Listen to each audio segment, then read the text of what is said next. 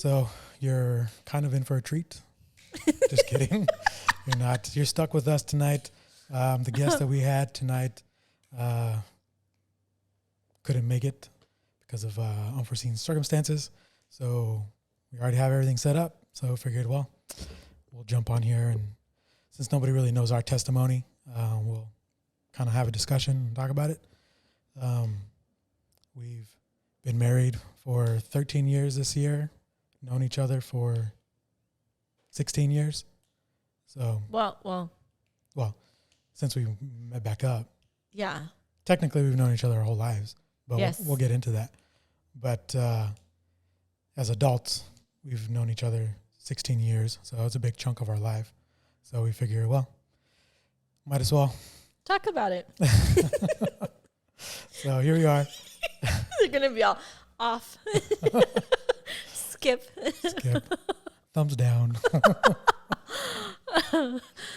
Welcome back to another episode of LifeSpeaksPodcast.com. Thank you so much for joining us. We want to give a shout out to the Choosing Hope Foundation. Go to the website, choosinghopefoundation.org. See what they're doing over there, man. Wrapped around prison ministries, just doing big things out there. Check it out if you want to donate, or if you just want to see, or if you just want to just check it out and see what can happen. Hey, just see what can happen. Check out LifeSpeaksPodcast.com and be up on the info about our podcast. And thank you so much for watching. If you want to donate, you have an option on there. Next, the Potter's House, GRA.com with our church, the Universal Church in Universal City, Greater Randolph area, 2025 Universal City Boulevard. Come and check us out, see how God's moving. Let's check out the website. Once again, it's thepottersHouseGRA.com. And, man, just see how God is just moving over there. And it is awesome. Like, subscribe to our podcast, ring the bell so you get all the notifications. And thank you so much for joining us.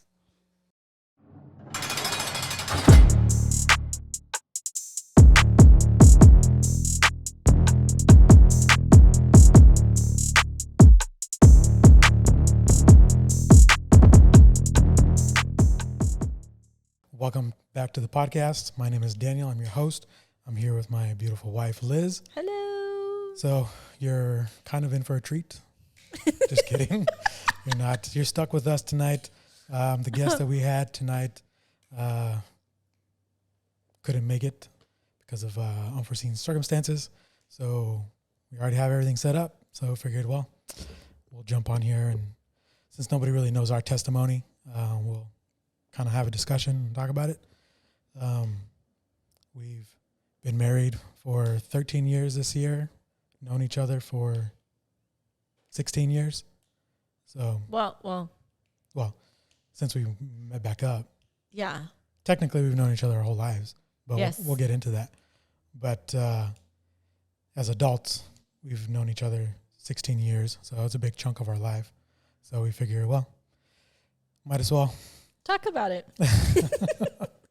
So here we are. They're going to be all off. Skip. Thumbs down. So just to quickly kind of explain how we know each other, I guess. So we've known each other since we were babies. So I'll put some pictures on the screen. We have pictures of us, me holding her as a baby. I think I was like 2, and she was a little baby, and I'm all holding her. Mm-hmm. We have pictures of us a little older for Easter, all dressed up. So we met through the church. We were our parents were both at the Potter's House, and our parents were friends. My mom was actually there when Daniel was born. So she got to see Daniel born. So our parents were actually friends. And so that's how and then they had us. And so that's how we met, was through church setting, sort of. Yeah. So I'll just kind of quickly walk through kind of that first portion of our life. So our parents were in the church. This was in a fellowship church in Santa Fe, New Mexico. This is when it was Victory Chapel, right? Yeah, I think so. I think it was. Yeah, it Victory still Chapel. Yeah, it's Victory Chapel in Santa Fe, New Mexico. So our parents were actually in church getting saved at the same time as Pastor Benny and Miss Peggy from Yes. the San Antonio church. So they were part of a group way back in the day in Santa Fe, part of that church revival that was happening there. Yeah, all the young teenagers, young adults getting saved there in Santa Fe at the time. So they were all part of like that group. So our parents went to church there. My parents were there until about I was 8. And then some things had happened that we ended up leaving the church because of the headship that was there. If you want to know more about all that situation, watch her brother's podcast, Leonard Lopez. They kind of talk about the history of the Santa Fe church and the pastoral issues that they had years ago. So my parents left before all that happened. They started to see things with the Pastor Houghton that was there at the time. So we left when I was 8. Ever since that, all I really knew of Liz was just from a picture. Pictures, yeah. Just kind of knew who she was. Me and my dad ended up moving. I'll get into that a little bit later. We moved to Oregon for a while. I'll get into that. Oh. I ended up coming back to New Mexico, and I just kind of want to sum up how we know each other. You know? Oh, okay. So when I came back to New Mexico, we ended up meeting at a mutual friend's wedding in 2007. So when we met there, we knew who each other was. And we just started talking, and she fell head over heels for me. And she begged me for my number. So I gave in, and here we are. You're a dork. I'll tell you the truth when we get into that. Just kidding. So, okay. So first off, what we'll do is we'll just kind of discuss our lives separately a little bit up until we met each other. And then we'll have a conversation about the things that we have gone through together, Okay. what God has done in our lives, Through our marriage. Yeah. the trials and tribulations that we've gone through together. And so go ahead. You can go ahead and go first. Okay. Grew up in the church. Great home, great parents. Bratty brother. Just kidding. Yeah. And I love you, Leonard. And so, very sheltered, but a good life. Again, I think me and Leonard kind of really talk about that growing up in his podcast. You guys can listen to that one. So when the split happened in 2000, that was so there's certain things in my life and in my walk with Christ that are those memorials that you always kind of like look back on, and those references. And so one was boot camp. I went to boot camp when I was 12. Went for three or 4 years, something like that. Loved it. Just to do different things in just different situations, when you're getting thrashed or whatever.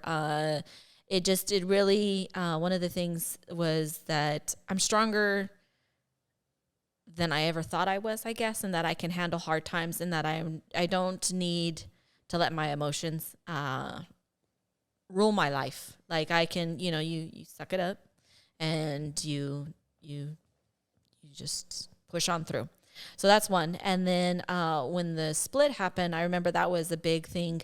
I lost a lot of I lost a lot of my friends. Like I was still friends with them, but we didn't see each other as much because, we weren't at church with each other.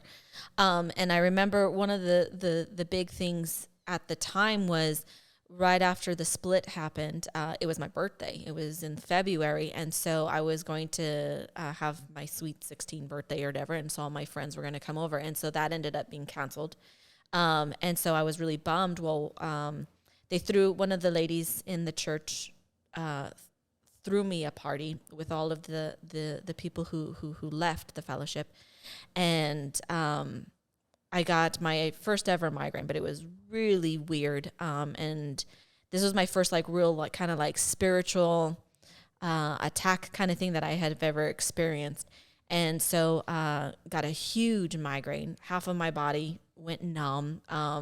My parents rushed me to the emergency room. They were doing CAT scans. They didn't know what was wrong with me because I had never experienced a really severe bad migraine like this. And like I said, half my body went numb, and my face was even kind of like drooping on one side, and my tongue was swelled up. So I couldn't even like talk right. And Pastor Teshima out of the Grants Church, he was there preaching for us. And so he came to the hospital, and he prayed for me. And he said, it's words, it's witchcraft, it's words being spoken against you, spoken against your family, whatever. And you need to pray against that and take dominion over that. And I know for me, that was a big thing. Like, whoa, that was my first ever. You hear about, spiritual attacks. You grow up in church, right? So you hear all the sermons, you hear everything, but to actually experience it, that was something totally new to me of like, wow, you know what I mean? Like, here I am saved. I'm just a kid. You know what I mean? I guess I never really thought that, I don't know, maybe something like that could like happen because I was under my parents' covering, you know what I mean? And so I didn't, so that was one thing that I know made me open my eyes to the spiritual realm as far as my personal walk and my personal, what's the word? I don't know, just my walk with Christ and how I need to be prayed up, read up, you know what I mean? And I need to have my relationship with Jesus Christ strong for me because, yeah, I mean, I wasn't in my parents' home, I was under their covering, but there's still things that are going to come at you as a youth that you need to be prepared to battle spiritually. So that was like one. And then another time was when I backslid. So it was early 20s. A bunch of the youth in the church left, and I was like the only one. It was like people my parents' age, and then it was me, and then it was all these young kids. And so I was kind of by myself, not really by myself, but I kind of was. And so I got kind of mad, and I threw a temper tantrum because one of the young men in the church at the time, I had a crush on him. I liked him. And so he was one that left too. And I threw my temper tantrum. But temper tantrum was, I was kind of bugged with God because I thought he was the one, and I thought I deserved him. And here I was, being good and serving God and living a clean life. And I didn't get my way. And so, which is stupid, I know. And even looking back, it's like, yeah, okay. But at the time, you're throwing your little temper tantrum, and it seems right now, And so I backslid for a time. And then that is when I met up with Daniel at Preston's wedding. And then we started talking. That's it? That's all you're going to talk about before we met? Well, like, how detailed do we want this to go? I thought. So, you've seen the other ones, how detailed they go. So get detailed. You have a lot to talk about with all those losers you were with. Okay. So when I did backslide, I backslid. I wasn't partying. So drinking, drugs, those were never a temptation. I would go to sort of parties, and they would be there, but that was never a thing. My issue was lust. And I liked attention from the guys, the men. And so I ended up with a friend from high school that we were friends, and then I thought, we were friends and da-da-da-da. And so we ended up hooking up. My mom and dad are going to be like, what? So you don't have to go into too much detail. I want to hear all that stuff. Wow. Just say you got into relationships with a couple of losers. They weren't saved, right? They led you down the wrong path. That created issues for us when we were trying to figure things out in a relationship, right? And those walls, because they cheated on you and all that stuff, right? Right. Yes. Okay. So because they were losers, but I brought this like on myself because I knew better. I knew right from wrong. I grew up in a Christian home. I knew what I was doing when I was in sin. I knew it was wrong the entire time. And so it got to a point where I knew it was wrong, but was already, I can't say like, ooh, I was in too deep, but it was hard. It was hard to let go, I guess, of it. You know what I mean? And so, yes, I was with a bunch of losers. Well, 3. Cheated on constantly.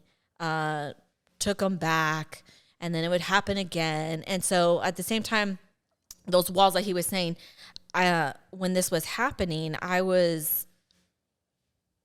think we laughed about it with ISIS, how these guys will make us crazy, and Jesse like made it like, aren't you all crazy? And I was like, no, you guys make us crazy. I was like one of those because I was cheated on, and it was always these head games and mind games and just, whatever, that it does make you kind of go nuts a little. Like I wasn't like crazy, but you sit there in your mind and you're playing out things like, well, where are they? What are they doing? And he's lying to me again. And so, one thing, ladies, trust your gut. Trust your gut. God has blessed us with that gut feeling, and every single time, there was a couple of times where I was even at work and I was just like, something's not right. And I just knew deep down something's right. And sure enough, caught one cheating on me. And so it was like, yeah, see, like, so trust your gut feeling. But, because of that, yeah, I had walls built up. And so trust issues, like I didn't trust easily anymore. And then part of my deal too was, well, with another relationship that I was in was, I'm going to use him and hurt him before he hurts me. And so it was like, I was just angry. I don't know. So there were 3 losers. So yes. Why'd you keep going back to losers after the first one?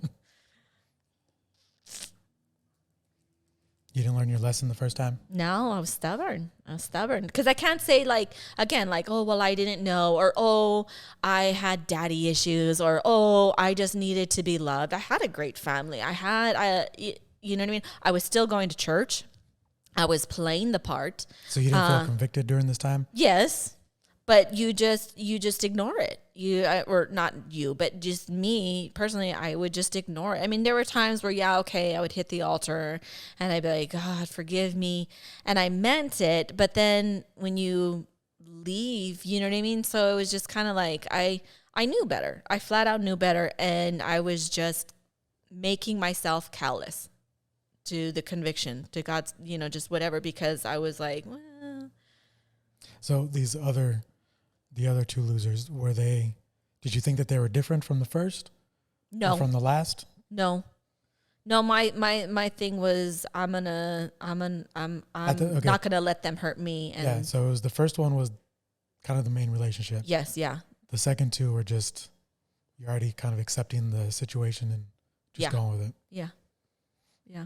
Because those ones you didn't have relationships, right? Like, no, like we weren't actually. Yeah, girlfriend. no, we weren't actually boyfriend and girlfriend. Yeah. It was just. Yeah. So after, for the audience, like talk about that moment when you were fed up after the last guy and you're like, hey, I'm done with messing with idiots. Or did you not get that until you met me and you're like, oh, wow, this is the perfect man? No. You wish. No, so I had already been struggling and just, I guess I had kind of come to the end of my rope, and it was just like, this is just, it's not working. Obviously what I'm doing is not working. Because I guess one of the things I tried justifying was like, well, I'm still a good person. I'm not drinking. I'm not doing drugs. You know what I mean? And I'm still a good person. And so, yeah, it was just, I honestly, I can't remember like a time where it was like, it was just, I was done. I was just like, you know what? I wasn't like, I don't know. Like it was never like, oh, I hate men. It wasn't anything like that. It was just like, yeah. Well, I mean, you had a hard time trusting men. Right. No, I had a hard time trusting, but Yeah, it wasn't like a one-time moment. It was just kind of just built up, and it was just like, ugh. I just felt like I knew I was in sin. I knew what I was doing was wrong. The decisions I was making, and I was playing the part, lying to people. So then after the situation, did you get your heart right? No. You still didn't? So by the time we met, because you were still involved in the church, I mean. Yeah. Or were you kind of like lukewarmish? I was lukewarmish. Yeah. Like, because I could say, yeah, I before we met, yeah, I got my heart right, but I was still, it wasn't solidified, I guess. You know what I mean? I was still. You weren't serious. It wasn't until afterwards, you know what I mean, when we were together and when we finally started dating, that it was like, okay, no, I really like you. I really like you. And I have to do this right if it's going to end up good. You know what I mean? And I think that's when I made that decision. So it took a while. Even after we were together, I think I was still, not the whole time, but you know what I mean? But you were still what? Not the whole time, but I would say after my accident, when I got that really bad accident, I think that's when it kind of it light bulbed for me. You know what I mean? Just the serious. I mean, it wasn't like life or death serious, but you know what I mean? It was a bad accident. I was injured, but I think that's when it was like, okay, and then when you would come and help take care of me, that I was like, okay, well, I like this man. I want to do this right. You were different. Okay, so I mean, I can talk about myself now, I guess, and then we'll kind of meet up and kind of talk the whole situation with us. So, like I had mentioned, you know, my parents were saved. Kind of grew up in the church there a little bit. We left the church when I was 8. The fellowship church, anyways. We still kept going to different churches here and there. My parents ended up getting divorced. My mom ended up cheating, and you know, that kind of fell apart. And so when I was 11, me and my dad moved to Portland, Oregon, and my dad remarried. And you know, my dad was still saved, so with me, you know, it was dealing with divorce. You know, I was in 4th grade. I remember my dad sitting me down and telling me what was going to happen. And I remember, you know, kind of being broken up, obviously. You know, 4th grade is what, like... That's in between Catalina and Ariana. So, yeah, so I was like 9. 9, yeah. Yeah, I was 9. So, you know, so that was obviously devastating.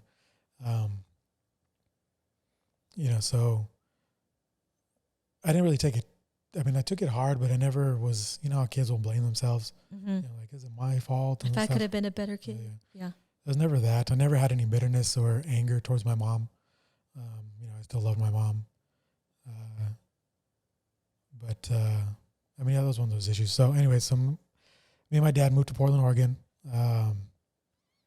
just to get away from New Mexico. Like I said, my dad was still saved. You know, he met my stepmom. They got married. You know, she was really saved. We went to church, and you know, we tried a few different churches and stuff. Like my parents and my stepmom, they've stayed saved ever since then. So my dad has actually he's been the grounding in my life, that reference point of what I should be doing, right? So during my teenage years, you know, I'd travel back and forth to New Mexico to visit my mom and my family and stuff. And that side of my family, you know, was pretty crazy. So, you know, there's a lot of alcohol and drugs and violence and just a lot of just nonsense, you know what I mean? And so drama. Major drama. So I just grew up in that element of seeing all that, you know what I mean? Seeing the partying and the drugs and the fighting and the cops coming. And so I've always been an observer. So I've always been, you know, I want to learn from other people's mistakes. Mm-hmm. I kind of grew up like that. I have a sister, an older sister. She used to get in trouble a lot. So if you guys know some of the old people from the old church, will remember Bambi. Yeah, she used to be always getting spanked and paddles broken on her butt and stuff. So anyway, so I used to learn from her getting in trouble that, hey, I'm not going to do that. So, I was never really a problem child. During my youth, being kind of around all that stuff, if it wasn't for my dad having that that Christ influence and grounding, then I probably would have screwed up. I probably would have, because I did mess around. I did experiment. I did try alcohol and smoking weed and this and that. And I didn't like it. It wasn't my thing. Part of it was I thought it was disgusting, alcohol. I didn't like the feeling of being high. I didn't like the mental feeling of that. But also afterwards, it kind of felt kind of dumb. Like, what the heck am I doing this for? You know what I mean? And so, I think I credit that to my dad and how he raised me. You know what I mean? Kind of keeping me grounded. So, because in all my mistakes and all my bad decisions, I always had that conviction in the back of my head of, I know what I'm doing is wrong. Right. Yes. Yeah. And that was mainly because of my dad. And so I credit, coming back to Christ and getting saved and stuff like that. My dad was definitely a huge influence in my life. So anyway, so during my teenage years, seeing all that stuff, it was just weird, So I had that part of my life, which is crazy drama. My mom, I had I love my mom, but she wasn't the greatest mom. You know what I mean? Like, I would come down and visit from Portland, and I hadn't seen her in 5 months, and that night she goes out to the bar and leaves me there by myself. You know what I mean? So I kind of felt pretty bad and unloved, and like, well, what the heck? This kind of sucks. You know what I mean? I'm just here by myself as a teenager. Did you feel rejection? A little bit, yeah. I was like, you think going to the bar and drinking and having fun is more important than your son you haven't seen in 5 months? Yeah, yeah. So, but I love her to death. But, yeah, she wasn't the greatest. And the thing with my mom, too, is that she knew what she was doing was wrong as well, because I would talk to her about it, and I would ask her, why don't you get saved? I tried to witness to her. Yeah, yeah. And she's like, no, not now, Keith, I'm not ready. And so she knew what she was doing, that it was wrong, but she was just caught up in that life, and she wasn't ready to get saved. To make those stands to separate. Yeah. And so, so fast forward a little bit, I ended up moving back to New Mexico when I was in college. And so when I came back, my mom had my little brother. In 2001, I moved back to New Mexico in 2003, so he was only 2. I came back because of family. I hated New Mexico, but I came back because of family and because of my grandparents and my little brother. School. And school. So during that time, I was in school and college, and so when I was 2003. So 2005, my mom she was murdered by her boyfriend. So that was obviously a huge moment in my life. I remember. So I remember that weekend. So I went to school for architecture, and so architecture is a very demanding profession and education. So you kind of live in studio basically, and I remember that weekend. I had a bunch of work to do that weekend, but that night, Friday night, we were taking a break with a bunch of the kids in school, and we were just kind of hanging out at a friend's house. And my sister, Bambi, had called me and was like, "Hey, we're gonna go up north." So my mom lived about 2.5 hours north of where I was in Albuquerque, and so she's like, "Hey, we're gonna go visit for the weekend. Do you want to come?" And so Bambi was in Albuquerque. Yeah, she had moved back from Portland like a couple months prior. Oh, okay. And so she was going to go visit my mom. She asked if I wanted to go. I was like, no, I can't go. I got a lot of work to do this weekend. And so, go to school, do whatever. I'm a night owl. So, I would work till real late, 3, 4, 5 in the morning. So I remember coming home, going to bed. It was real late. And then I remember getting a call at like 6:30 in the morning. And it's my aunt. My aunt is hysterical. She's crying. Isabel. She's crying. And, I'm like in this, getting up out of sleep. I'm just like, what the heck is going on? Yeah. And she's all telling me that, my mom was in an accident. She didn't know what happened, but that they're rushing her to the hospital, and she's all hysterical. And so I was like, what the heck is going on?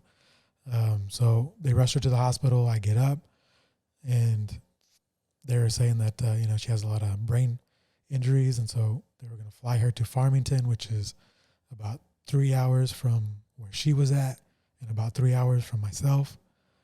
And so I was just kind of waiting until, I kind of got the word of, okay, do I need to go to Taust or do I need to go To Farmington. to Farmington? What the heck do I need to do? So I was just waiting there, freaking out because, I want to see her, obviously, they Yeah. talking to them, they, I can tell like it wasn't good. Right. Yeah. It was serious. So they said that they were flying her to Farmington. So I was like, all right. So I jumped in the car and started driving out there. I remember that drive was just like the worst drive ever. Just my mind, going crazy. I think I pulled over like 5 times because I had to pee because it was just, nervousness and just like I had to pee so bad. So I get there. And so at this time in my life, like I said, I had the conviction there. I believed in God. I knew God. I knew, I might not have been practicing and like living righteous a whole, 100%. But like, again, like I wasn't partying. I didn't cuss. I wasn't drinking. I wasn't doing drugs. It was just kind of just complacency, really. Yeah. Yeah. You know what I mean? No, Like I get it. Yeah. I wasn't trying to like really pursue a relationship with God, but I knew it. You know what I mean? Yes. Yeah. You were. So like, so going in the car, I was praying to God, just praying for my mom and stuff. And when I got there, I was the first one to get there because my family, it took them a lot longer from where they were because they had to drive through a bunch of canyons and stuff. So when I got there, she had just got there. And so they got her into like the prep room or whatever. And so I got to see her. And I mean, she looked awful. Like she was unrecognizable. Her face was big and she was bruised up. And so, I mean, the situation that had happened was she got into it with her boyfriend. Her boyfriend beat her and she ran out of the van or something like that. And then he, beat her and grabbed her and drug her along the pavement. So, her body was all scraped up on her side. And he just beat her to death. And so, the doctors are working on her. They're going to have to do this brain surgery. Farmington had like one of the best brain surgeons in the state. And so at this point, they let me talk to her. Like I was there in the room as they're doing all this stuff. And I was holding her hand. And I just started praying with her. Like The sinner's prayer? Yeah. And I got there and, they kind of told me like, she might be able to hear you, she's kind of not responsive. Mm-hmm. But, so I started praying and I was in her ear. And like I said before, that she knew she was living wrong. She knew right from wrong. She always wanted to get her life right. She was just never in that position where she felt ready to, you know what I mean? Yeah. And so I was like, at this moment, I was just praying like, God, like just pray that she still has life inside of her, that she can hear you.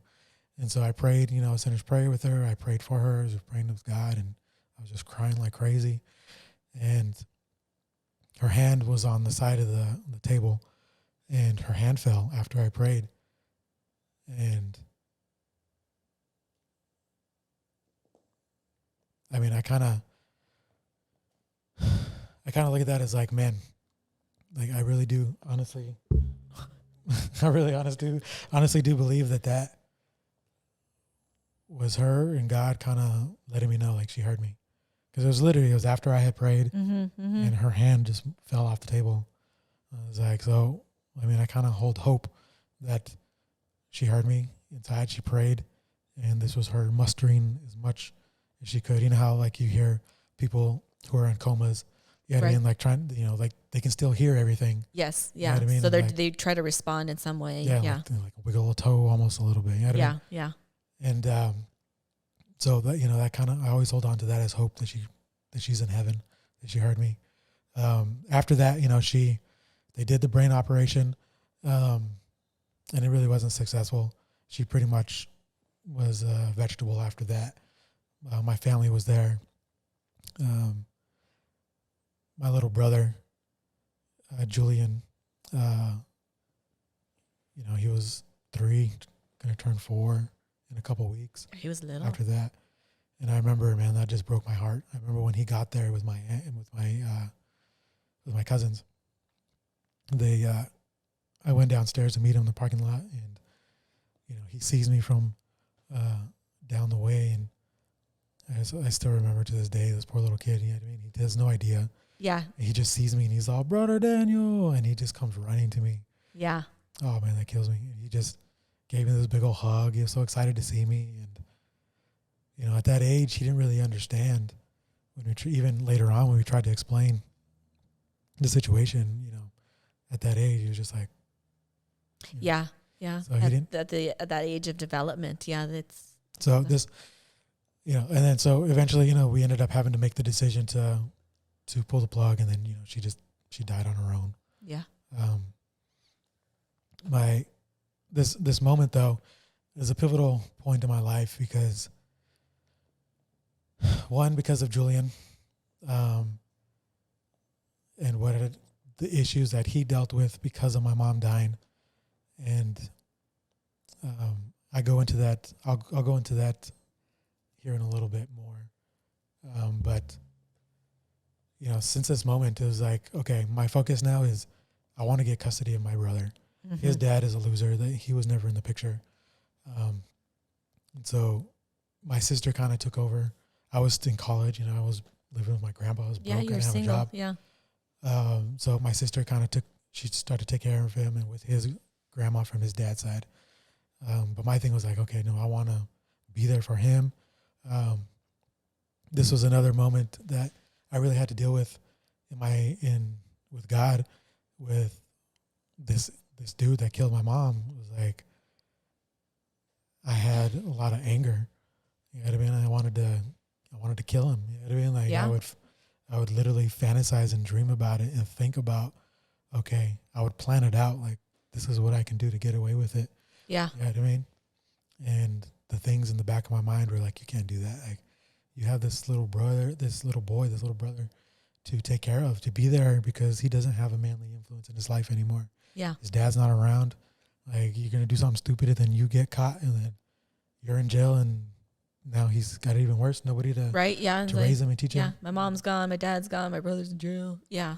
But so that was one of those things where, I had to deal with, forgiveness was really tough.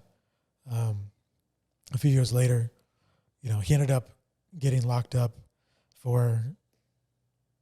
so just really quick to sum it up. I mean, you know how it is. So yeah. Northern New Mexico, Cuesta Taos is very corrupt.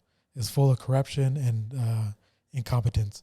So yes, where my family's from in Cuesta, there's a lot of unsolved murders because it's the number one unsolved murder, I think, capital in the U.S. Right? Like, no, I don't know about that. I don't remember that stat.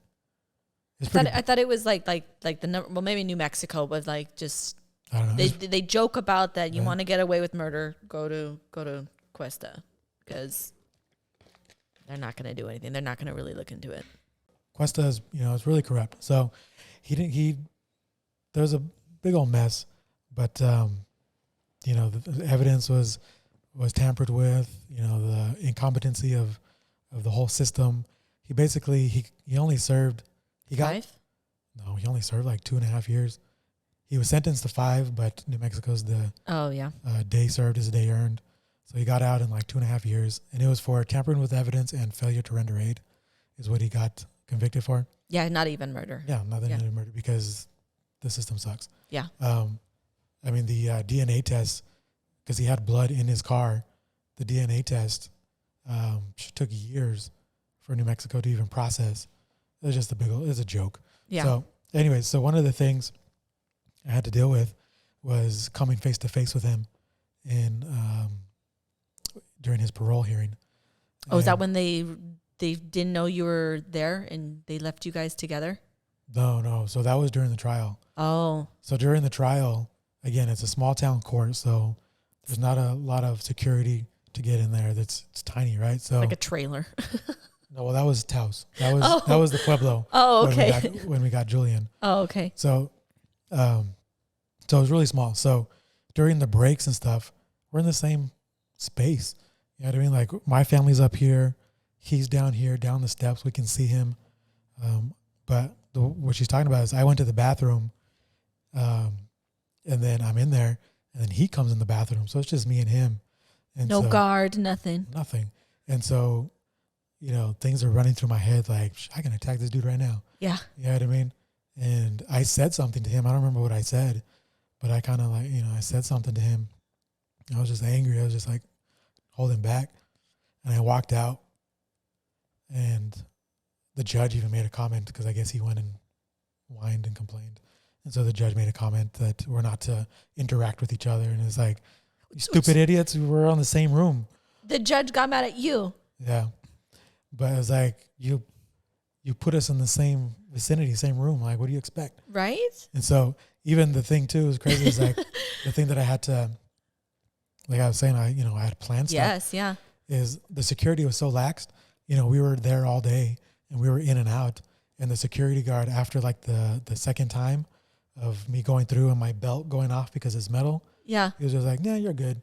So you could have gone out to the car and gone back in with a weapon of some sort and then be like, yeah. So after I was like, man, I could have totally snuck a knife in here and just totally went at him. You know what I mean? But so anyway, thank God you didn't. So fast forward to the parole hearing, and you know, I was just praying up to that moment. You know, just God, you gotta give me strength, man, and forgiveness. Like I had to really, you know, I was reading the Bible, and so were we together at that time? No. Yeah, we were. Oh. Because Not when your mom, when you were in trial. No, we were talking because remember you drove down after the trial because you wanted to be with me for support.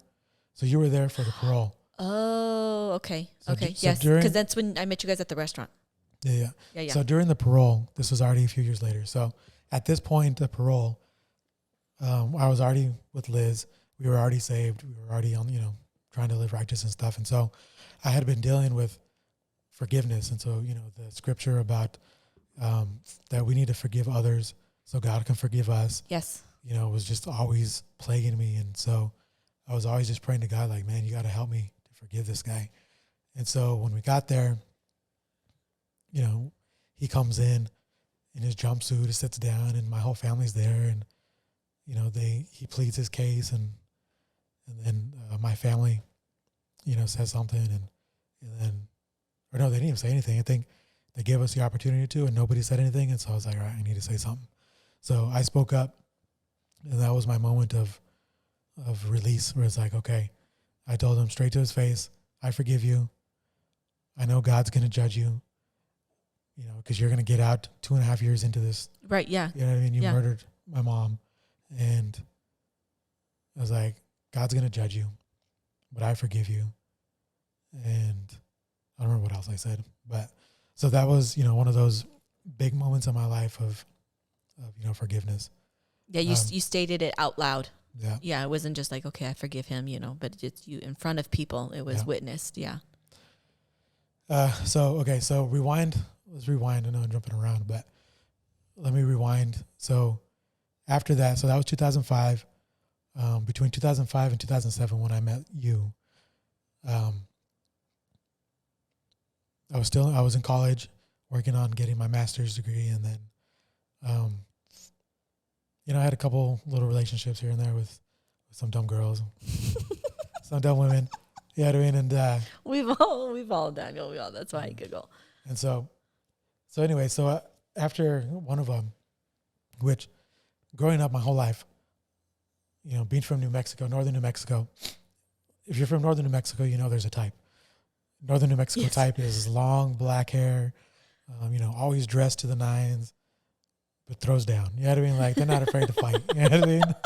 That's northern New Mexico. That was my whole family. You know what I mean? Yeah. And so growing up as a kid, my dream girl, I always told myself, my dream girl is, I want a Hispanic girl with long black hair, dresses nice and is not afraid to throw down. You know what I mean? And so one of my cousins had a friend like that, and so we started talking and stuff, and we got together, and I thought that's what I wanted. I did not. She turned out to, cheat and just be an idiot, and I was like, oh, you're lame. You know what I Drama. mean? Yeah. And so that ended shortly. You're lame. And so after that ended, that was like 2000, beginning of 2007. That was kind of a short one. The one before that, yes, the one before that, the one that's, yeah. Like, you know, We don't have to bring that one up. I won't. That one lasted a little longer. That was a little over a year. But anyway, so after that, I was like, this is ridiculous. Like, I just kept praying to God, like, you got to bring me a godly woman, bring me somebody that's saved, and just bring me a wife. You know what I mean? Bring me somebody that is not drama, that I don't have to worry about, cheating on me. And, I had, from my mom cheating on my dad, had those kind of, that in the back of my mind of like, the trauma of like, well, I'm not going to treat on you because I know what that does to people. Right. I know what that does to kids. You know what I mean? It's like, I just want that reciprocated. You know what I mean? So, I was really praying for God. And then in 2007, in July, we had a mutual friend's wedding in Colorado that, again, we didn't know each other at that time. I went with my parents last minute because, again, I was in school. And mine was last minute too. So there was two people getting married that our family knew, Sherelle and Preston. And so my mom was like, okay, well, you go to Preston's, I'll go to Sherelle's. And so that way we could, be there. And Preston and I were good friends too. When he would come to New Mexico to visit, we'd always hang out. And, that one time that you were supposed to come hang out with us and you had studio. And so Christina came and we ended up, going to go see a movie, the three of us or whatever, but yeah, you were supposed to be there too and you ended up not coming. So there was a chance that where we would have met up, but we just didn't, but we still, had friends in like the same circle. So yeah, so his family, his parents were part of that group that we were talking about that our parents were part of with the old fellowship. They were getting saved at the same time. Yeah. And so anyways, so she ended up going last minute. I ended up going last minute. We met each other there. We were talking. He's smiling because you don't have to talk about everything. Why not? So when we met, we were all the New Mexico friends were all at like one big table. And so I carried. And so with one of the ladies, because it was like buffet style, she moved my purse for me so I could sit down because I had it on my chair. Well, she kind of dropped my purse and it made a big sound because, my gun was in there. And so they're like, what do you carry, bricks? And I was like, no, that was my gun. And boop, there goes Daniel. His ears perked up and he's like, you carry a gun? And those were the first words he said to me. So and then we started talking. So we started talking at the wedding. And then, she just fell in love with me. Right? Love at first. Shout out to our friend Preston. He ended up passing away a few years ago. Yes. But he was instrumental. He kept, pushing us on like, hey, you guys talked yet? Hey, call her. You know what I mean? He kept bugging me. Yeah, he would text me like, I think he really likes you, Liz. I think he really likes you. So we started, we were talking here and there. And then December came around and that's when I had my accident. Yeah. So we were supposed to hang out for my birthday. And then she got into a pretty bad car wreck. And ended up having vertigo, equilibrium stuff wrong with her head. Yeah, I had to use a walker. Yeah, so during that time, I would go and hang out with her, and because I couldn't like take naps. They had to keep like waking me up, and I couldn't really walk without assistance. And so he was on Christmas break for college, so he wasn't in school. So yeah, so he would come up and visit and take care of me. So that was. He has video of me walking. I'm gonna put it in fact, you do it because I was telling Casey about it the other day for lunch. We were talking about like different injuries, and I had told him, and I was like, Daniel has a video of me walking with my walker. So yeah, put it, and then that way Casey can see it. So yeah, so she was pretty bad for a little while. So yeah, so that's when I ended up asking her to, to go out. Asked her parents first. He did. She He asked my made mom me- and dad. She made me ask them. Yes. Her dad was like, I don't care. Her mom gave me, He the third did degree. care. He did care. But yes, my mom was the one who gave him the 3rd degree, and So that was 2007. We started dating. because so here's the other thing, and I'm gonna say why part of it my mom gave him the 3rd degree was because he wasn't in the fellowship. He went to a different church, and so it's what's the word? How do I delicately say this? Our story of us getting together is not the norm. Not the norm. Not for the fellowship, Not man. not for our fellowship.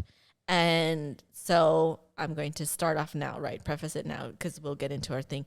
Is that we did pray. We did pray a lot and together and separate, whether we should continue on with our relationship and in other aspects of our marriage and in different situations, which we'll go into that. So our courtship was not the norm, again, of the fellowship, but we had to hold ourselves accountable. And so we did by different means. So I'm not, what is it, advocating for how we got together, I guess, but just you need to.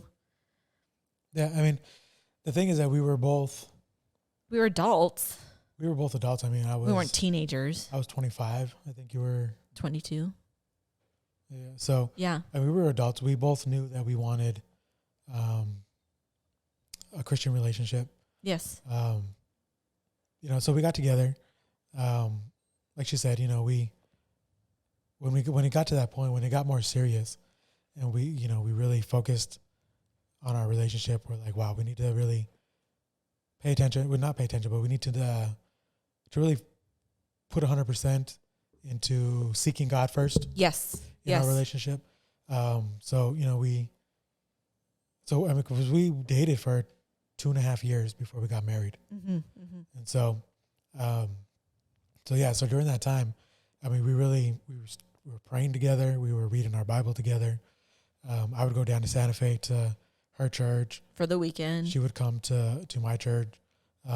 We would have those conversations about, well, what's going to happen if we do get married, you know what I mean? And where are we going to go to church? Yeah. So is this really God? Yeah. So, I mean, those 2 years, we prayed a lot. We really sought God on everything. Like, well, is this really God? Does God really want us together? You know what I mean? Mm-hmm. And, well, that's what I was going to say for the thing of when I said reference the boot camp and that not to let your emotions control you. And which is when I wasn't saved with my relationship that I had, I did let, and so now with Daniel, I wanted to do it right. I wanted to do it right so bad because I really did like him and I was done with doing it my way and the wrong way. And so I knew growing up in church, you need to seek God. You need to get God's guidance in everything. And so thank God, Pastor Maiello, Aaron, love you guys so much, miss you guys. That they were they were already seasoned pastors. They were very understanding about our courtship because I was in ministry. And there were weekends where, I would go visit him. I stayed at his parents' house. He lived with his grandfather. So we were holding each other accountable with our family, and I would miss morning Sunday service, but then I would, show up at night service and, and stuff like that. So but again, I had my talks with my pastor and, and it was like, okay. And so they were praying for us too. Especially like when we were like, okay, well, I really like you. Are we going to, get engaged? Are we really going to do this? And that's when we went for the hike and we said, okay, we need to pray and fast separately for a month and then come back together and, okay, what are we going to do? And where are we going to go to church? Are we going to go to your church, Legacy, or are you going to come with me to my church in Santa Fe? Yeah. Because we were about an hour away from each other. So that was the other thing too. We were an hour away. Yeah. So I mean, we saw God and everything, and she had a lot of issues, baggage. She came with a lot of baggage. all those issues with those losers. We had to break through some walls. which okay, yes, I had so many trust issues, and man, I had a lot of issues. So but what also made me go was he didn't let that chase him away. Like, he didn't freak out. He didn't just like throw his hands up like, oh, you're lame. You know what I mean? He fought to help me kind of get through these things. And I really, I did care for you. I loved you. And I'm just going to throw out that she told me she loved me first, though. Okay, but way in advance. Way before I did. It was like right at the beginning, but I'm going to tell them how this happened. In my family, and I think I even do it with you, Jennifer, when you're on the phone or whatever, and you're leaving church and you go, okay, love you, bye. He was dropping me off somewhere, and I got out of the car, and he's like, okay, we'll see you in a little bit, because he was coming back to pick me up, and I was like, okay, love you, bye. And I shut the door, and I walked off, and I could hear him laughing, and I think you even rolled down the window, and you're like, you said it first. And I was like, oh my gosh, I did. It just kind of like came out. But because I was taking a motorcycle class, when I was in class, I did think about it. I was like, well, I do care for him. I do love him. And my thing, the issues that I was dealing with was, the previous relationship was, I had said I loved her, but after the whole thing ended, it was like, I didn't love her. You know what I mean? So it was like, why did I say that? Because I thought I loved her, but I really didn't know what love was. Yeah. So when we were together, it was like, I'm not rushing into saying that word. You know what I mean? Like, I really wanted to be at that point where it was like, it was a definite, yes, I know I love you. You know what I mean? Mm-hmm. And not just something you say and you think you do. Like, all these dumb kids are like, oh, I love you after a month. Yeah. Like, no, you don't. You don't know what love is. Yeah. Right? So I was at that point where I was like, really have to be sure and know that this is love. One of the things we dealt with too on my end was, I was waiting for marriage. You know what I mean? For,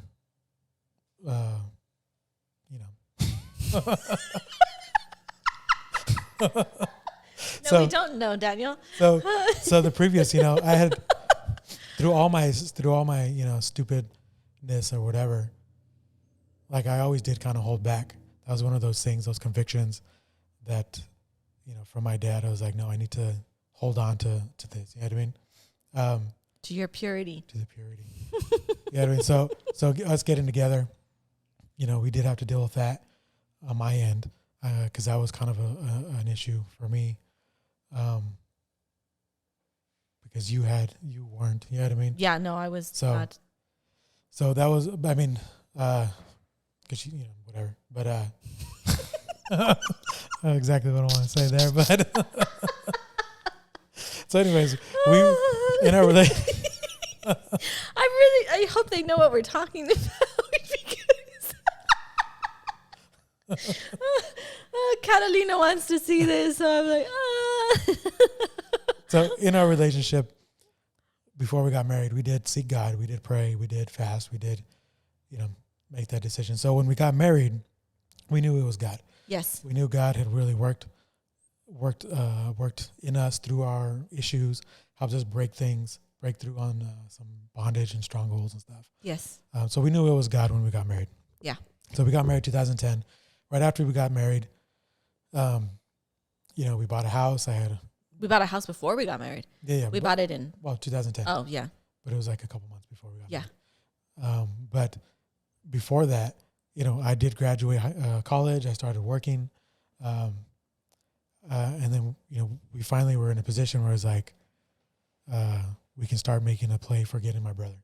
Yes.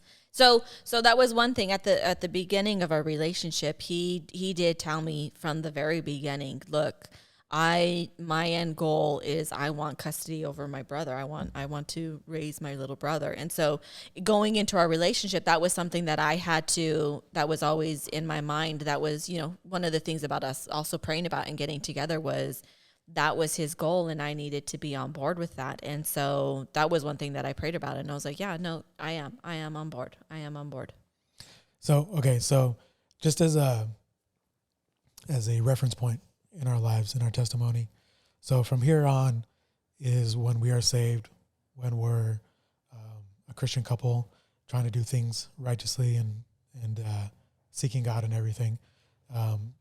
And so in this part of our testimony, it's really the trials and struggles that we went through as a Christian, because just because you get saved doesn't mean that you stop going through trials and issues. Yeah. So it's, how you get through those moments as a Christian. I know we don't really get into much on these podcasts. We usually, they get saved, and then we talk end a little it, bit, yeah. and then the podcast ends. So with us, because we've been, saved and together for 15. the 13 years we've been married, 15 years together. It's kind of a long time, not as long as some others, but a majority of our life. I mean, I just turned 40, so that's a big chunk of my life and your life, especially, that dealt with when we were saved. So yeah, so we're going to talk about kind of the struggles and the things we had to really contend for, and you're going to go through things. So as a Christian, you got to stay diligent. You got to stay faithful and trusting God, and all your trials and tribulations, you know what I mean? All the fiery darts that are thrown at you that Pastor Luis is going over right now, is you got to just keep contending and get breakthrough, man. Yeah. So, okay, so we'll start going into that a little bit. So, okay, so the first thing was my brother. So once we got Julian, well, that was a trial in itself. Yeah. Yeah. So getting my brother was really tough, and we really, it's a miracle that we got him. Yes. So he's half Native American. His dad and his side of the family, they're on the Pueblo reservation. And so at this point, he was kind of staying more with his grandma.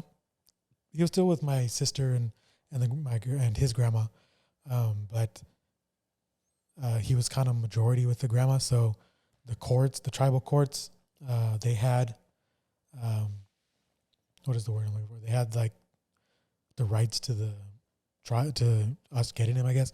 We had to go through because he lived, because his place of residence was more than so long a period of time. So they saw him as that was his residence. So because it was on reservation, it was the Pueblo. We had to go through Pueblo courts and not through regular courts. Yeah. So you have to understand that Pueblo courts, they're their own reservation. They're their own nations. So so it's not the normal laws and rules. Yeah, they have their own legal system. They have their own judges and cops and everything. Yes.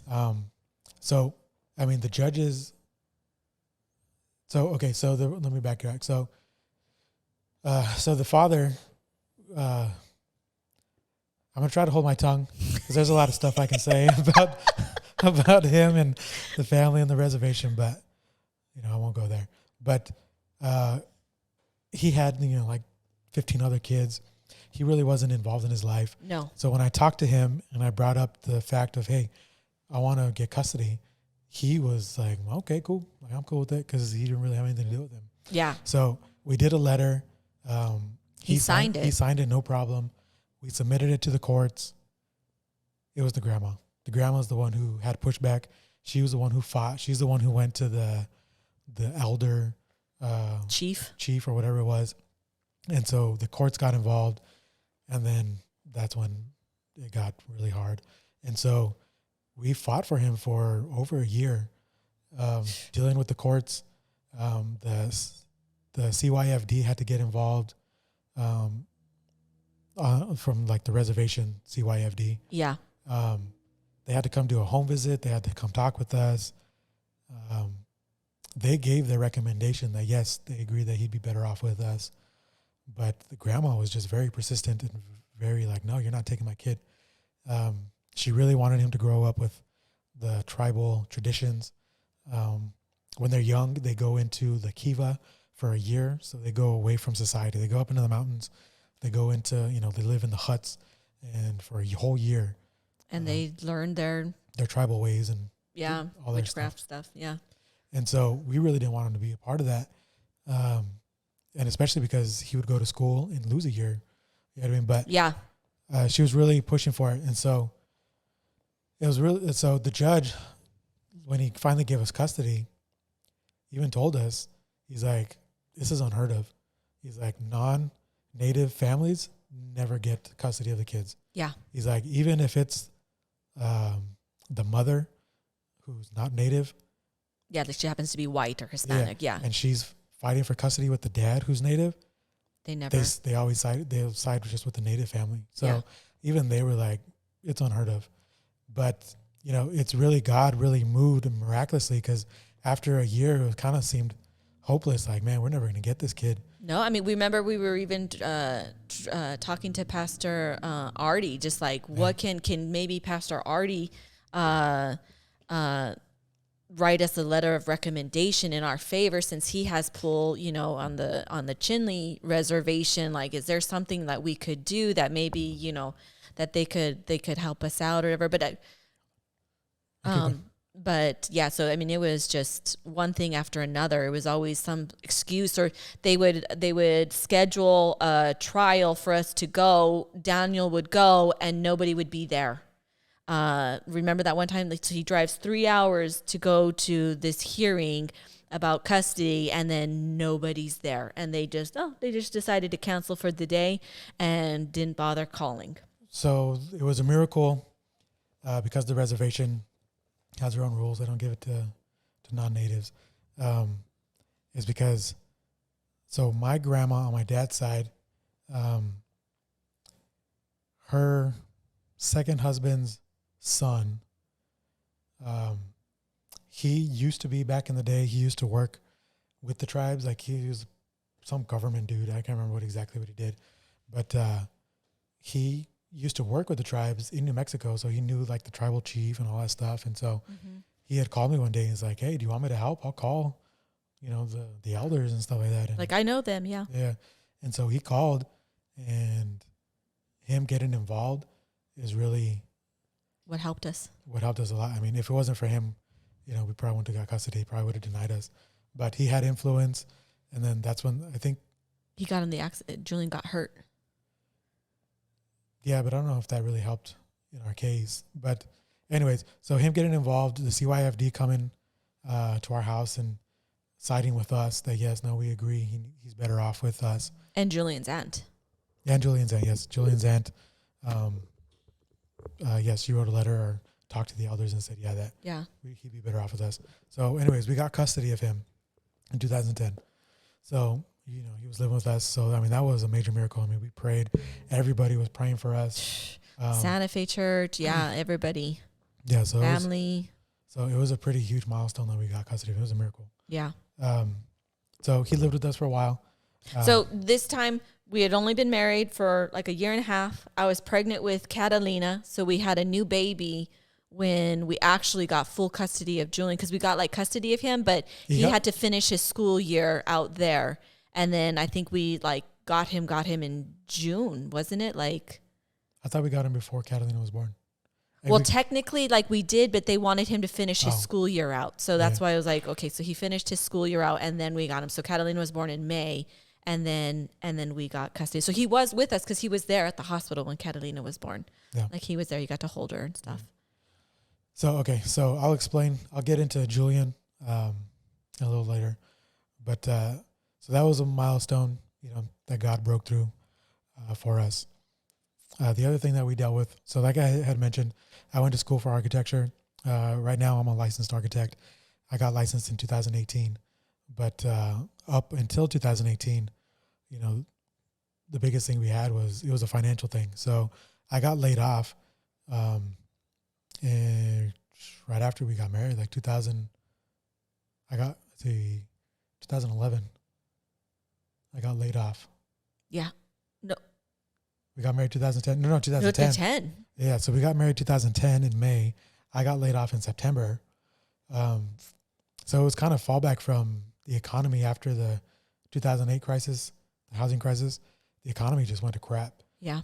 Architecture and construction was hit really hard. It was really hard to get a job. All my classmates, they got laid off. Majority of them moved on to something else. They got jobs doing something else. Outside of the architectural area. during that time, it was hard to find a job in architecture. I couldn't.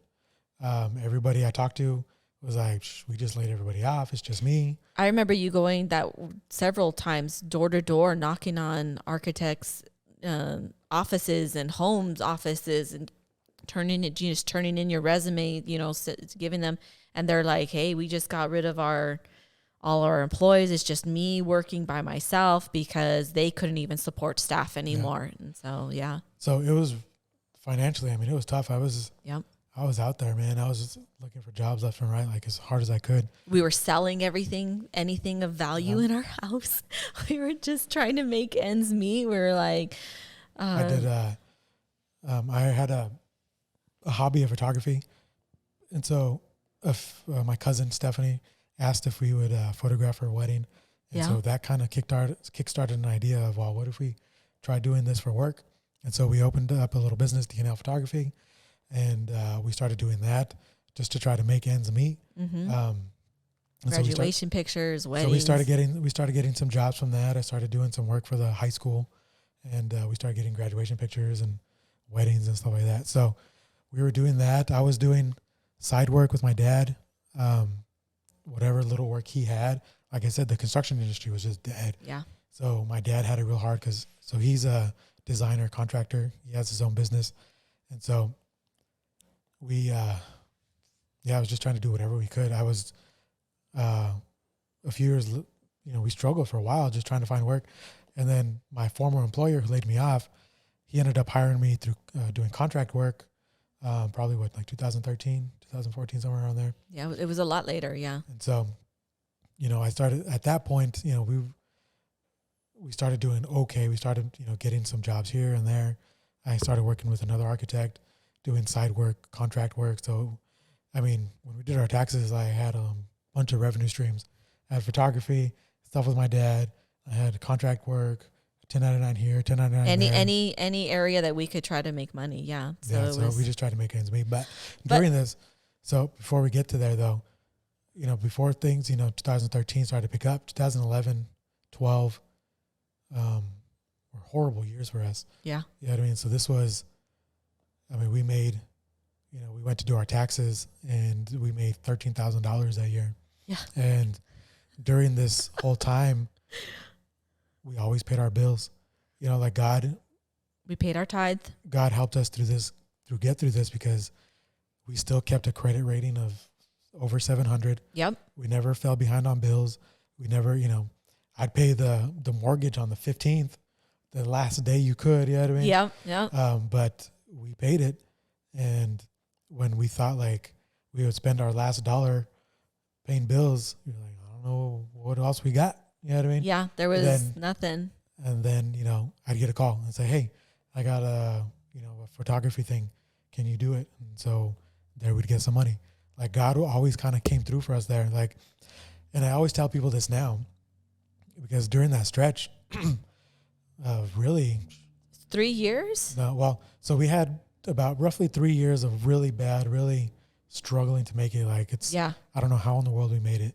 Only by the grace of God. Because technically, even when we filed our taxes that year, it was like technically all you made only covered the mortgage. That wasn't cell phone, that wasn't car insurance, that wasn't gas, that wasn't groceries, that wasn't anything. And somehow we made it, and it was all because of God. Because technically, on paper, it doesn't add up. Like we shouldn't have survived that year. You know what I mean? Yeah. And so in 2013, things started to pick up a little bit, but from 2013 to 2018.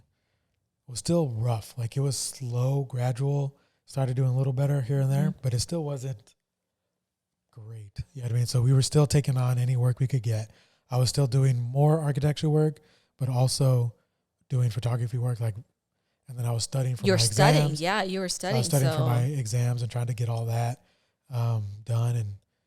And he was so busy, and then he was, just with work. I was a stay-at-home mom. I'm still a stay-at-home mom. That we would laugh when we would go to church, and they'd be like, oh, and I'd be like, I don't know how Daniel's doing because yes, technically he's at home, but he's locked away in his office, and I haven't really seen him in 2 days other than to maybe come out to eat dinner with us. But he was just so busy just studying and working, doing whatever he could to support us. So during this time, so ever since I got laid off, just to kind of let everybody know, like ever since I got laid off, I've never worked for somebody full time. Like, it's always been doing my own thing, working with my dad, trying to figure out, okay, we're trying to get little work here and there. And then, these last 4 years, the business has started growing. And so I opened up my own business. And so, I never relied on somebody else. You know what I mean? Yeah, you didn't have a normal job. It wasn't a normal 9 to 5. It was not a normal paycheck every 2 weeks or even monthly a paycheck. Like, it was just whenever. Yeah. So during this time, I mean, I tell people now, because we try to help. We've started a business. We've had a business for the last 4 years. Prior to that, it was me and my dad and his business. So even now, trying to help a lot of these young guys, these parolees like Casey and Jonathan and some others. Yeah, I mean that are doing their business. I always tell them, like, if you want to start your own business, that's going to be one of the biggest faith tests and trials that you will go through. You know what I mean? Like I said, like, we have faith when it comes to financial, because we've gone through years of not knowing when that next job is going to come, how it's going to come. And then God just moves at the last minute. Yeah. When you think, crap, you know what I mean? Like, we have something due tomorrow. And then we go to the mailbox and it's like, hey, we got $1,000 check from the mortgage because of the escrow overpayment. You know what I mean? Like just, surprise things. It's like just stuff that we didn't think about, right? But even remember when Pastor Morales challenged us before, we were in Rio Rancho, that just give a faith offering. You need to give a faith offering. And it was like, we only had, I don't even know the amount. It probably wasn't a lot. I would think maybe at the most $50. And he was like, you need to give a faith offering. And we were like, okay. And we were like, just give it all. And it was like, we didn't know what else, you know what I mean? Like, I don't know if that was grocery money. I mean, I know your grandma helped us, she'd make food for us every month, you know what I mean? And that helped us. And I know, your parents would, take us to lunch. My parents would take us to lunch and, help pay for things, diapers for Catalina. And so just to throw this out there too, how bad it was in New Mexico. So, I tried looking for a job for years. Yeah. Trying to get anything. After I exhausted all the architecture route, the contractor route, drafting route, and nothing was available. Like, I tried everything. And I even interviewed for, was it the 911? Dispatch. Dispatch. And they told me overqualified. They told me the same thing that everybody else did was, you're overqualified. Like, because I had a master's. They knew that I was kind of on this route for architecture. So in their minds, they were like, well, we don't really want to hire you because you're not going to stick around. Yeah, you're going to get an architecture job and leave us. Yeah. So even just regular jobs, I couldn't get it. Yeah, I mean, you applied everywhere. So I tried, and then 2012, kind of after Catalina was born. Yeah, so I ended up getting a job. Again, the only way I got this job was because of Mary. Your mom. Yeah. And Mary, she had the connection for a security guard. And like, I couldn't even get that job if I applied by myself because they wanted experience. But because Liz's mom's friend had a friend who was like one of the main guys, they gave me a job. And talk about humbling. That was a humbling experience because here I am with a master's degree and I'm working for $9 an hour as a security guard with my rape whistle. You know what I mean? I'm like, I don't even get a baton, a beat stick, or nothing. I got a rape whistle. Here's a whistle, sir. Go ahead and blow it. And it was the night shift. It's graveyard. So it's graveyard shift. Yeah. So it was like, that was the other thing. I remember you coming to me and you were, which is God moving, right? One, you being able to even get that job was a miracle from God, right? And then you were telling me, because, you're only getting paid $9 an hour. You're like, okay, babe, you're going to have to go find work. And I just had Catalina and I was like, no, I want to be home with my baby. Even though if I got work, we had planned, okay, you would work during the day And Daniel would watch Catalina during the day. You know what I mean? So it wasn't even like she was having to go through daycare or have a babysitter. It was, no, Daddy's just going to watch her during the day since he worked graveyard. And even me getting the job that I got at CME was just a miracle too. His cousin, Vanessa, we had talked about this, I think it was like on a Wednesday. And then Thursday, I was supposed to, start putting feelers out, and I didn't. I was, like holding back. And Vanessa, his cousin, called and said, "Hey, we're hiring a receptionist. Do you want to apply?" And I said, "Sure." And she said, "Send me your resume." I sent it to her that night or that evening, afternoon, whatever it was. She forwarded on to her boss, and he was like, "Can she start tomorrow?" And I was like, "Well, I can't start tomorrow, but I can start Monday." And so started Monday. Turns out like a week later, because he ended up going on a business trip. So I show up on Monday. Nobody knows I'm there. He hired me without telling the rest of the staff. Only Vanessa knew. So I was like, she can tell you. She can tell you, the HR lady, like, she can tell you. Like, they hired me. And he hadn't even looked at my resume. He just was like, "Yeah, sure, I trust you. Go." And so I got that job, and that helped. That was a miracle. That was a miracle too. Yeah. And and it did work with our schedule where I worked part-time.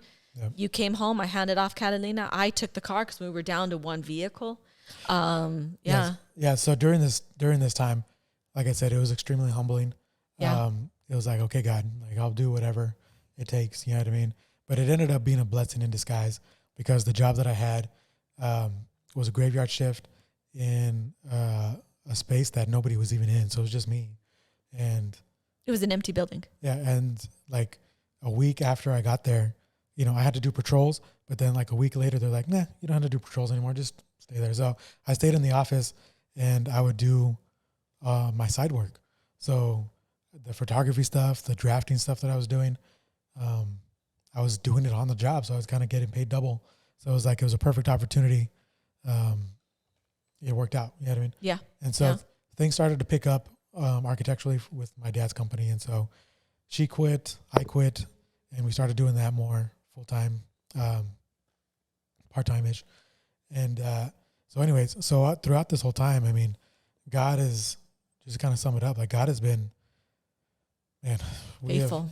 He's been faithful. We went through it a lot. We're calloused on our faith. You know what I mean? Like going through financial hardship stuff, even now, it's like, I'm not even worried about it. Like, I'm not stressed because of everything we've gone through. God's always come through. Mm-hmm. We moved to San Antonio, started my own business.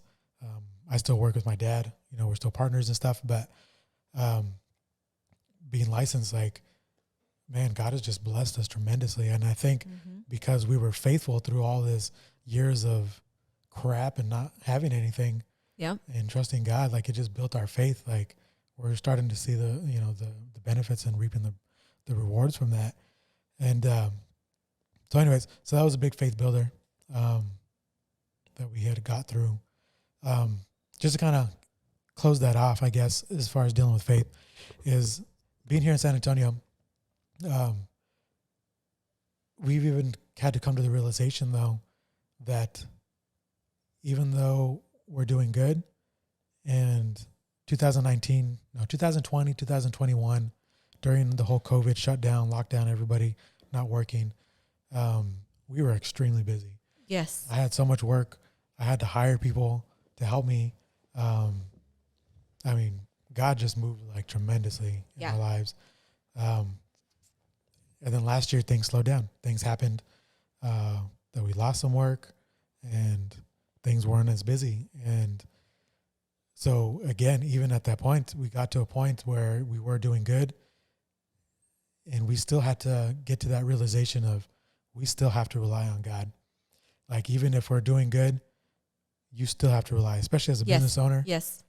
So, I came to that realization of for the rest of my life, as long as I'm a business owner, I'm going to have to pray, fast, read my Bible, continuously contend for God to bring work because it can dry up in instantly. Yeah. So anyways, as a Christian in your faith and your finances and your work, it don't matter if you're good. You're still going to have to contend. Still, for the rest of your life, you're going to have to just trust God. Yep. Because it can all go away like that. Yeah. You know what I mean? And as long as you just realize it doesn't matter how much money I make, it doesn't matter how good I'm doing, trust God. And for us, we've always made it a point to be a blessing.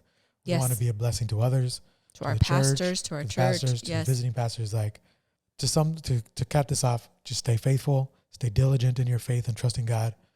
Read, pray, fast.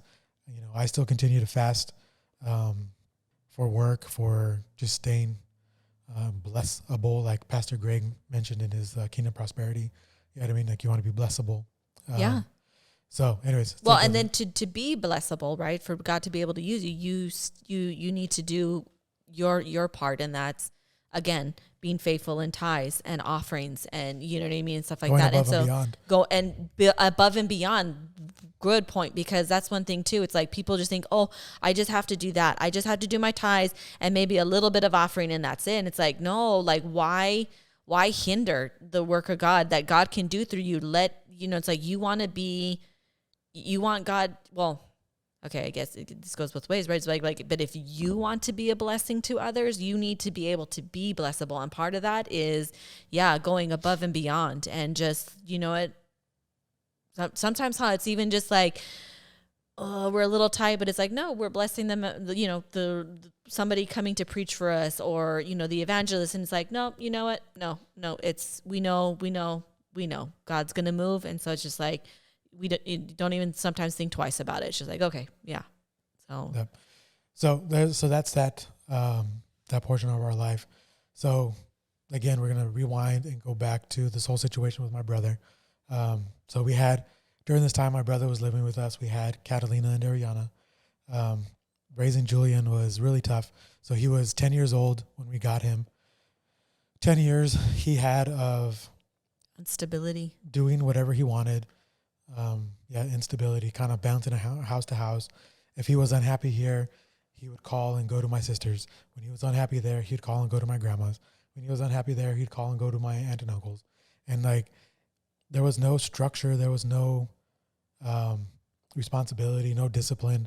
So you can just imagine 10 years of this when we get him and we try to teach him right from wrong, I wanted to teach him, how to be a man of God, how to just simple things like chores or because you're mad at us. Responsibilities. You can't leave just because you're mad at us. Like, no, you're stuck with us. Yeah. Like, no leaving for the weekend, Yeah. So it was really tough. Like, it was nerve wracking. You know what I mean? Like, we have, there's dents in the metal doors of our old house in New Mexico because I punched the door instead of his face. But this man never really gets mad, but man, Julian could push his brother's buttons, and it was just like Daniel hulked out a couple of times. So, and I love that kid to death. Yes. I understood that the tragedy from my mom dying, growing up without a mom, and without a father. His dad not around. He always strived for a relationship from his dad, and he always had this false world that he built of like, oh, if I go back, I can have a relationship and whatnot. And so he gave us a really hard time. Not all the time. Not all the time. No, but yeah. No, we had of course, we had a bunch of good times, good memories. Yes, yeah. And, he loved us. He loved two girls. Oh, yeah. He was very close with Catalina. But he still always held on to that hope of having a relationship with his dad. Yeah. And, he had a rebellious spirit. A lot of the stuff, he'd go through moments where he did good. He'd get saved. He'd go to boot camp, come back, really changed and saved. He'd do good as he was an usher. He was all dressing nice in suits. And in the skit team. Yeah. So like he had moments, but, we had moments where we had to deal with him and he made things really tough sometimes, you know what I mean? And, one moment he stole our car in the middle of the night. I get a call. And we only had one vehicle. So it was our only car that we had. And I get a call in the middle of the night and the cop had to come pick me up. I had to ride in the back of the cop car to go get him. And I remember having that moment where the cop's like, you can press charges. And I was just like, man, I wanted to, But to scare him. Yeah. But then I was like, man, if we do, and if this goes on his record, like this could totally ruin his life. You know what I mean? And so Yeah. I gave him grace. This was probably around 16, 17-ish. No, about 17. He was 17 at this time. He was 17. This is right before he left. Oh, okay. And so anyways, it got to a point where I finally had to just approach him and be like, dude, if this isn't what you want, if this isn't the life you want, you're 17 years old, you can make that decision to go back to the res. Well, okay. So that was one thing when we did, and we had said, no, it's not, there's not going to be this back and forth, because he had so much of this freedom, and we were like, no, you're with us. It's not just, holidays, you can go visit family, yada, yada. But it wasn't going to be this wishy-washy, this back and forth. You're going to be in a stable home.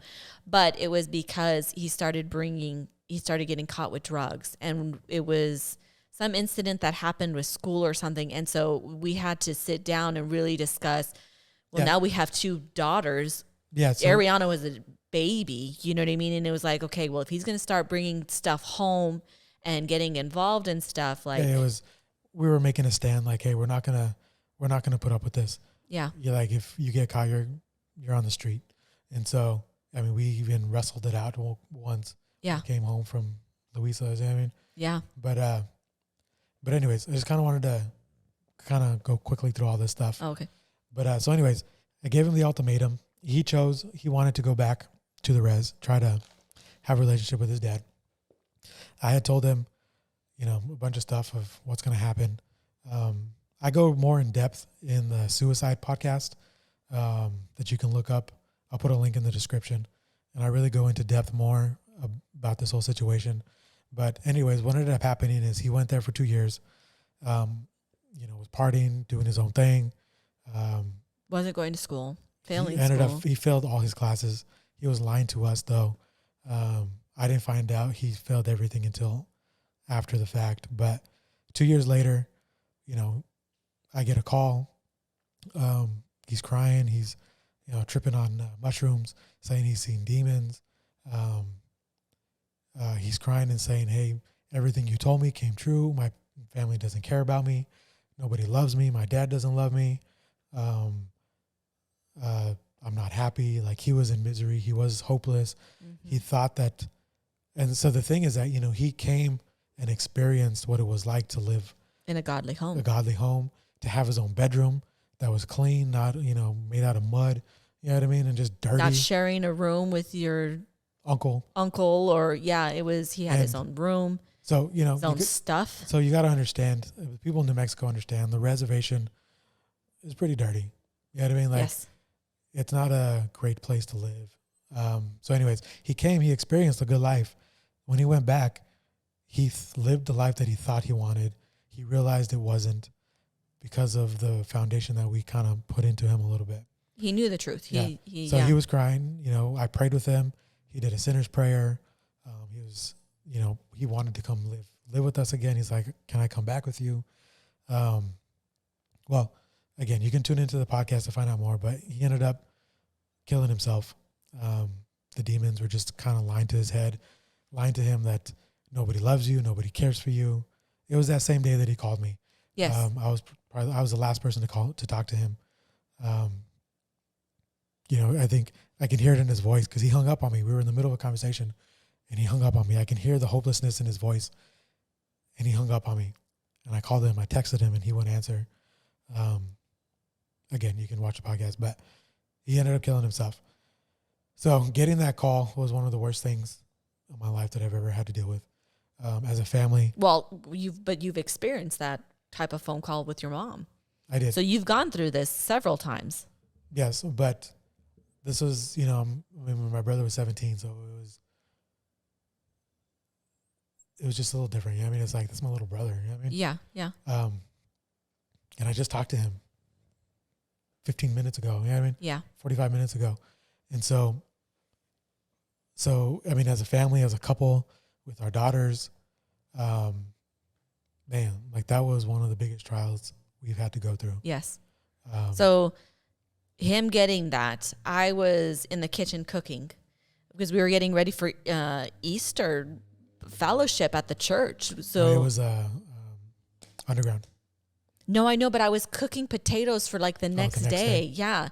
And so we were getting ready for our concert scene, and we're dealing with this or whatever. So I'm in the kitchen, the girls are in the bathtub because I'm trying to get them washed before we, head out the door, and seeing Daniel collapse to his knees. That's one thing, I'll never forget. I was just there, and I turn, and you're just on the ground on your knees. And I don't even know exactly what happened, at that moment.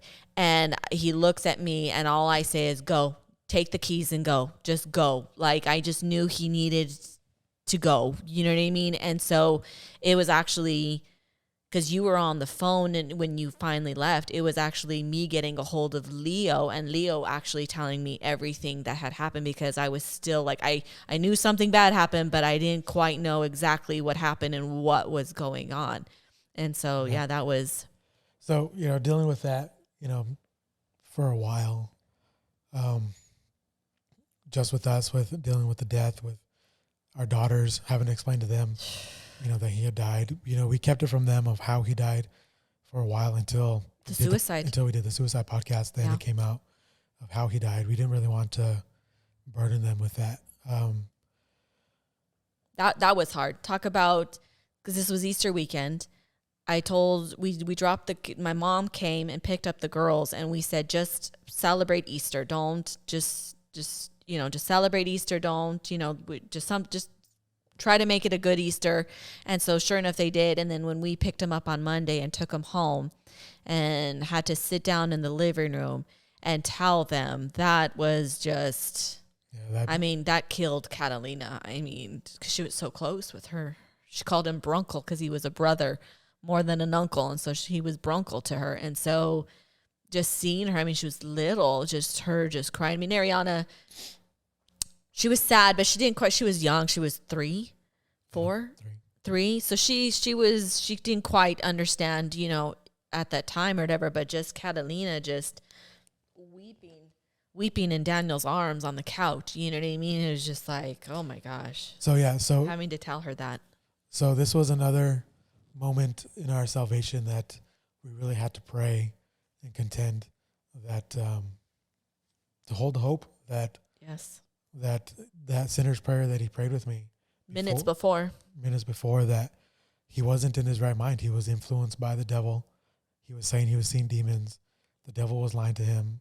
This demonic influence, you don't understand how strong and how much power that can have over somebody and their actions and what they do. You know what I mean? So, one of the big things that got us through this is that hope that God is a merciful and graceful God, and that the prayer that he said, Julian, that he had that true intention of, God, I want you. But the demons were just in his head, man. And he wasn't in his right mind being on drugs. Yeah. So it's we just hold hope that, he's in heaven. So this one was another just really hard thing that we had to get through in our faith and just really rely on God and trust God. During this, dealing with death, though, because I've always thought of, when somebody dies, when a family member dies, a kid dies, and Julian was, sort of a kid. He was my brother, but we, raised him and stuff, is, a lot of people question God. Yeah. Why, God? Why did you take them from me? So young, yeah. And, that was never really a concern in my head. I don't think it was for you either. No. I think at this point in our faith, we relied and trusted on God that no. We're in a world that we still have to make decisions. You know what I mean? Mm-hmm. And he made a decision. And so we just have that hope that, again, it's unfortunate, but like my mom, it's unfortunate that there's a lot of those people that know right from wrong. Yes. And they don't make that choice to live for God. And so you just got to pray. I hope that you have a chance before you die to make things right. Yeah. It's sad, but it's reality. You know what I mean? Yeah. And so, I hold hope that both of them are in heaven. So that was a tough one. And then, a year later, my cousin, he was a brother to me. We grew up together. He was he was your best man at the wedding. He was a brother from another mother. You know what I mean? Like, he was literally my brother. He committed suicide as well. So again, this was a year and 4 months later that we're having to deal with this again. And again, just having to just pray and like, man, Lord, I just hope that he cried out to you in his last moments. And I don't know. You know what I mean? So yeah, again, he was one that I would always witness to. And, he came to church with us a few times and he got saved. And, yeah. we would always pray for him and hang out with him and his kids. And whenever he had concerns or questions or, going through stuff, he'd call you and you guys would talk for hours, And yeah. So, so one of those things that, I want to put out there is for you being saved that have family and friends that aren't saved, remember you're the light in their life. Yes. So you bring that hope to them. So witness to them. Obviously, it gets to a point where you can only witness to them so much, right? Where it's like it's beating a dead horse and they get annoyed with you. So obviously, that's not good when it gets to that point. So, but you just have to be there for them and let them know, like, hey, man, Jesus loves you, man. When you're ready, like, make that decision. Like, I'm here for you. You know yes. What I mean? Yeah, I'm here. Yeah. Like, and just really just kind of encouraging them and throwing it out there that God loves you and that there's hope, right? And you just pray for them. And in our lives, that's what we did. And we became kind of a center stone for a lot of our friends and family that when they go through stuff, they call us first. They would call us because they know that we're grounded, that we have a godly marriage, that we have, a godly family, and that we have a good life. You know what I mean? We don't have drama in our life. We don't have the heartache and stuff that, my family has. Like I said, my family is nothing but drama. It's all, violence and it's up and down. Unnatural deaths. You know what I mean? People getting killed and dying in unnatural ways and drugs and alcohol. And so, we always aimed to be the light and be there for people. So for my cousin, when he killed himself, it was like, okay, God, again, just praying that he cried out. And again, it was a demonic influence that I think a lot of these people that are suicidal are in, you know what I mean? Mm-hmm, mm-hmm. So that was another moment that, God had to help us get through. Yeah, definitely.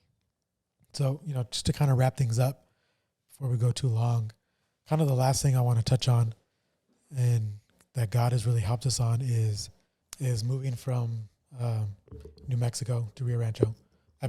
From Rio Rancho to San Antonio.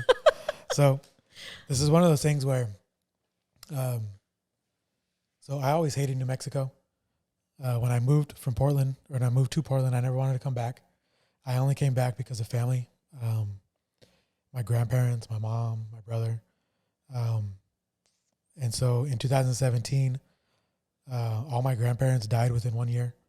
Yeah, it was like back to back. And then Julian died in 2019, my mom 2005. So when my grandma was dying on her deathbed, she was the last one to go of my grandparents. My stepsister had mentioned that her and her husband were going to move here to San Antonio. And so Liz has history here because she used to always come here because of Pastor Ben and Peggy. Mm-hmm. Her family grew up real close. So Leonard was already here. Yeah. So we had come a few times. I really liked it here. And so we had thrown out about moving because I hated New Mexico. So I love big cities. And so when they said that, I was like, oh, well, shoot, well, we're moving too. Yeah. Just jokingly, just saying, that if my parents move, my parents will have to follow because all the grandkids will come. My mom will follow. Yeah, my mom was like, yeah, we'll follow. So, Leonard's already there. So that's when we started kicking around the idea. And then that was 2017. So 2019, basically everybody was dead. So it was like, well, it's sad to say that, but it was like, there's nothing keeping us in New Mexico. You know what I mean? It was like, there's no reason to stay here. Yeah. During this time, though, I mean, this is when Julian had gone back to the res. So it was like he made that choice, right? This is before he died. Right. Yeah. Yeah. So it was like, well, there's no really real reason to stay here. I was working on my licensing, trying to get through my exams and my internship hours and stuff. And so once I finished that, I mean, we were praying for, it was 2 years, 2.5 years. We prayed diligently. I mean, I fasted probably once a week for almost 2 years. And well, and then that 1 month of October, like, because we asked the Mickens and we asked my mom and dad, and we said every Thursday this month we're going to fast for the month of October and pray. So that was the other thing. We, with our pastor, Pastor Mickens and his wife Shelly, we had discussed this with them, you know, like, hey, we're thinking about moving. Would you guys help us pray about it and seek God's direction about us leaving? And we also reached out to Pastor Luis and Naomi, and we said, hey, we think we want to move to San Antonio. Would you guys pray with us, you know, during this time? So it was 2 years of us, family members, and then our pastor, and then a pastor friend that ended up, he is our pastor now. You know, we're under his headship, Pastor Luis. So everybody was praying for us. We were praying diligently. During this time, we got a few different words that confirmed our decision to move. From evangelists and just revivals. Pastors. Pastor Mickens, I called you out once. And it was something you were dealing with that night before. Yeah. And about leaving, because I was like, no, I don't want to leave. This is where I grew up. This is home. Like, I had never been anywhere else other than in Mexico. I mean, to travel, but not to live. So it was hard for me. So when we made the decision, it wasn't a decision that was made on a whim. No. It was, you know, years of us preparing and praying and everybody contending and praying for us. And our pastor, Pastor Mickens and Shelly, both agreed that it was God that wanted us to move here. Pastor Luis and Naomi as well, because of everything that I had gone through with my mom and domestic violence and with other family members. That has always been a burden on my heart.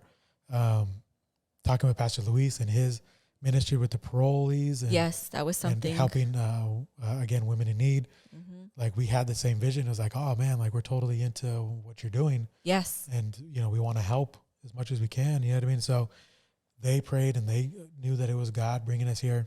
I finally got licensed, and then we were like, well, shoot, let's go. So we got our house ready, sold it, and then we moved. And so. Well, that's when we lost Julian, as we were putting the house on the market, and then we lost Julian right before we left. Yeah. So in that process, we were dealing with the loss of Julian. Yeah. But we moved to San Antonio. And it's 100%. Even just how we found our house. I don't want to drag this on, but it was a miracle. The house that we got. It was literally the last one we looked at. It was the last one we looked at. It was something that we shouldn't have even got. Right. But God worked a miracle on how we got it and kept the payment at what we were expecting to pay. Mm-hmm. And I mean, it's a miracle. I mean. Yep. No, I mean, flat out. If you're interested, you can ask us in person. Yeah. But everything that happened it was just a miracle how it happened over a weekend. And so being here, I mean, God's been moving. We started the podcast with Pastor Luis. We're on the same vision, same page with Pastor and his goals, you know, of trying to help these parolees and the parole ministry and everything. Yeah. And so, you know, it truly has been God. And so, so, I mean, I just want to point that out as far as like in making decisions, you got to just contend, and you always have to pray and seek God in everything. So no matter how major or minor, you know what I mean? Like this is obviously a big move for us, but you got to seek God, and you got to, in your faithfulness, you got to, you know, read your Bible and fast and pray and seek counsel from others. Mm-hmm. You know what I mean? And pray for, you know, get those words, and God will, you know, speak to you and reveal to you. You know what I mean? So yes. Well, and then, so I want to say too, one thing that because I homeschooled my daughters, when we do Bible study, one thing that I always, you know, I break it down and I tell the girls is whose way is better, our way or God's way, and whose counsel is better, our thoughts or God's counsel on what we should do. And so I've wanted to, since the girls were little, I've always told them, like, look, in everything, I don't care if you think it's a little thing, you need to pray and talk to God about it, because his guidance is what's going to get you through life in general. And it might be a little issue, but definitely the big issues, but always going to him, even in the little things. I think even as kids, and training, teaching our daughters, is that how easy it is that you can go to God, and for them to build their relationship of the communication with God, of their prayer life, to grow their prayer life for them. You know what I mean? It's like, yeah, it is the little things, but you start off with the little things, you know what I mean? And then eventually, as you mature in your relationship in Christ, or even just mature as an adult, your issues change, right? And so it's, if you can train your children now to talk with God and to speak with God over the little things and communicate that, yeah, as you get older, it should be easier for them. But yes, in all things, you need to seek God's advice, because ultimately he has the best advice. He's not going to give you bad advice or guide you wrong. He's not going to lead you astray. Yeah. So just to kind of sum up the podcast and our testimony, we don't have those crazy testimonies of, like Sam and Joseph, or a lot of these others that deal with through abuse or addiction and, all that kind of stuff. We don't have that kind of testimony, but the thing that we do have is a lot of these moments of faith and trust building. Those monuments that we can turn back and remember. And so, like I said, we've been saved together, for, 15 years, 14 years. What was it? 2008, when we really got serious, is when we were like, no, we need to put God first. So that's kind of what I'm going to count as our beginning point, right? Okay, yeah. So that's 14 years ago? Yeah. So 15 years ago? What is it? I don't know. You're asking me to do math at 9:00 at night. Oh, that's 15 years ago. So 2007, 16 years. Yeah. Yay, so okay. 15 years. Yeah, 15 years. Yeah. We're getting old. Okay, so 15 years We're ago. not old. We're not old. So 15 years, that we've been seeking God, but we've still had to go through stuff. Yes. That we still have to trust God. We still got to build our faith. Yeah. Is it hard? Yeah. Is it nerve-wracking? Heck yeah. When you're trying to support a family, as a husband, as, a man of God, and our goal was that I would be a stay-at-home mom, and you're having to support us. And here, but we still have to rely on God, right? So, the thing that you can get from our testimony is you just got to be diligent in your faith, in your salvation, and that there's rewards from it. You know what I mean? Like I said, I love my wife. We don't have drama. We work well together. We're on the same page mentally, spiritually. We're on the same page because we seek each other's counsel through God first. Our daughters, we have the best little girls, respectful. You know what I mean? Everybody tells us, man, your daughters are so well behaved and, so, mature. And our whole thing has been a foundation of God. Yes. We want to raise our daughters with the foundation of God and to be godly women. And we show them the power of prayer, the power of reading your Bible and seeking God and being kind to others and blessing others and being a blessing. Yeah, absolutely. And so, so our goal is to be a family that is an example of godly favor, right? So by seeking God in all that you do, by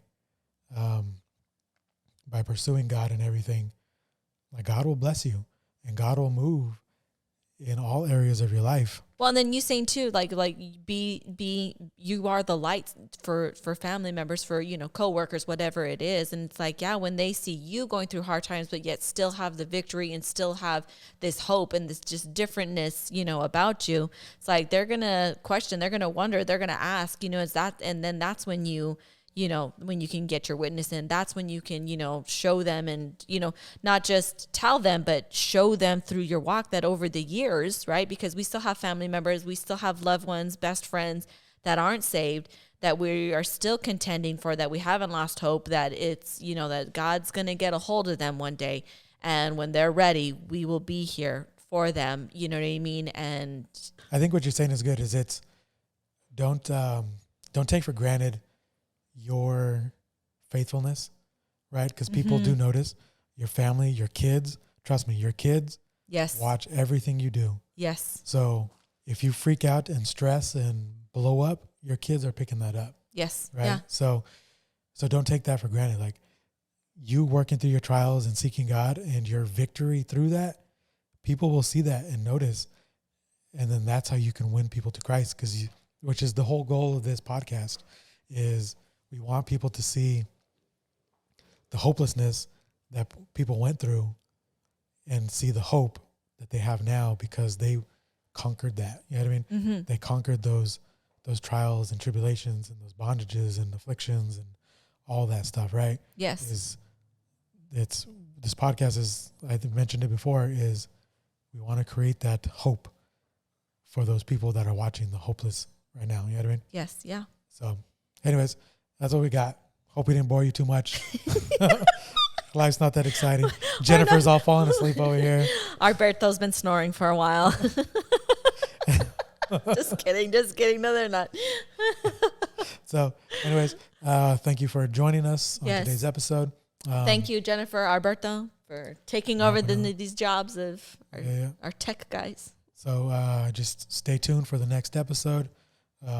Share, like. Yes, please all like, that share. stuff. We're trying to really grow the channel. So these are uses for testimonies. If you see somebody going through something that maybe you can't necessarily relate to or something like, but you've seen a podcast where maybe they've gone through something like share the podcast, share. So please like, share, and spread the word. And hopefully this reaches people and we see more converts and changes. See more fruit. Yes, more fruit from it. So, all right. Thanks for joining us. Jennifer, hit that button. Thank you. 1978. My cousin, he'd been trying to get me to go to this Bible study. He'd been trying to get me to go, and it's on Friday nights, and Friday nights was cruising night. That was when we cruised the plaza, cruised the Main Street, and and just up and down, well, he showed up at my house. He lived outside of town. And his brother dropped him off, and he says, "Okay, you're my ride tonight. You got to take me to the Bible study, and so you're gonna go." So he tricked me to go, and so when I went, so here it is, almost a year I've been serving God, but I'm already starting to get cold because I'm not going to church, I'm not getting fed, and so I started to get a little bit cold, and not that I got into drinking or anything like that again. I just knew I was distant from God. Yeah. And then that was when the old girlfriend called me up, invited me to the Potter's house, and invited me for a New Year's fellowship. I found purpose, and I found a direction, because that's what I did not find in these other churches. Yeah, come to church but no purpose, no, it didn't give you something to do. Correct. But let me ask you a question, Pastor. Prior to that purpose, right, understanding that purpose, Okay. When you went into the first day, the preaching is happening, you were obviously impacted, like severely, like God did something powerful. You're crying, God's moving, you get filled with the Holy Ghost the night before, something's happening. You can pray for the Holy Ghost, you speak out in tongues. What was the difference in that moment of God touching you at the Potter's house that you can say, I was not part of this other stuff, this is different? In Santa Fe, when I first went into the church, there was about 25 people. Church was open about 3 months. Okay. By the end of the year, the church was running 100 people. Oh, wow. By the end of the second year, it was running 200 people. Wow, that's By the end of the third year, it was running 300 people. So I was birthed in revival. I was birthed in people getting saved. And the thing is people were getting saved through the different ministries that we had, drama, music, different things, and just witnessing, talking to people. We saw so many people come in. And so when I went to Espanola, I had that similar expectation. This was my thinking back then. Well, we could have 75 at the end of a year. Yeah. And I remember we had 25 people. When we got about 25 people, I was really bummed out. And and I remember I felt like a failure. Your pioneering experience in San Antonio, did it differ from all your other experiences? Well, Were you ever at a point in your ministry, through whatever capacity of issues, circumstances, problems, church issues, where you ever felt, I can't do this no more, I don't want to do this no more, or not? And if you did go through that, how did you get yourself through that? How did God help you through that? yeah. Well, the thing is, I felt that, probably about every other month. No, I'm kidding. And You're like, I'm feeling that right now. the thing is, I had to learn not to carry the people's problems on my shoulders. Okay. Because what you have to do is you have to look at the problems you go through or the situations you face as an opportunity to learn. This is going to help me. And someday as I'm a pastor, I'm going to be in this situation. How I deal with it, will either say, okay, the way I dealt with it, it didn't turn out good, so I know not to do that. But what I say is just